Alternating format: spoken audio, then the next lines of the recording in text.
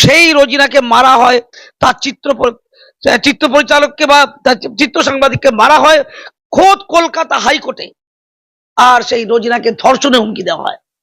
তারপরেও যারা নীরব আছে আমরা তাদের দেখে নেব, এই চেতাবনী দিয়ে রাখলাম। সেই সবচেয়ে পিছিয়ে পড়া বঙ্গের মুসলিম নারী তুমি রোজিনা, তুই বুম হাতে আমার কাছে না। হাইকোর্ট, ন্যায়ালয়, মানুষকে ন্যায় দেওয়ার মানুষ, যাদের উপর মানুষ তাকিয়ে আছে, সেই উকিলের দল, তারা তোমার সাংবাদিক ফটোগ্রাফারকে মারছে, তোমাকে নিয়ে খেলছে, তোমার মোবাইলটা নিয়ে ছুটছিল না, ওরা তোমার ইজ্জত নিয়ে ছুটছিল। কিছু করছিল, ইজ্জত নিয়ে লোফালাফি করছিল।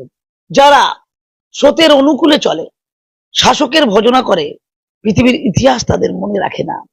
যারা স্রোতের প্রতিকূলে চলে, যারা বলতে পারে রাজা তুমি উলঙ্গ, নিজের সর্বোত্তম ক্ষতি করে, ইতিহাস তাদের মনে রাখে। তুমি সেই পথের প্রতি, তুমি বিরোধী তো, তুমি তো উল্টো কথা বলো, তুমি মহিলা নও, তুমি মানুষই নও, তোমাকে মারা যায়, তোমাকে মারা যায়। যাদবপুর বিশ্ববিদ্যালয়ে যে ছেলেটি চাকার তলায় পড়ে গিয়েছিল, সবচেয়ে আগে মুখ্যমন্ত্রী দরকার ছিল তার প্রতি সহানুভূতি দেখানো। অযোগ্য, অসভ্য, বর্বর লোকদেরকে আপনি মুসলমান সমাজের মুখ দেখতে চান, যারা পদলেহন করতে বিশ্বাস করে। কেন করে পদলেহন? চুরি করার জন্য, চিটিংবাজি করার জন্য, ধান্দাবাজি করার জন্য। তারা ধর্মকে ব্যবহার করছে, বেশি আস্ফোরণকে ব্যবহার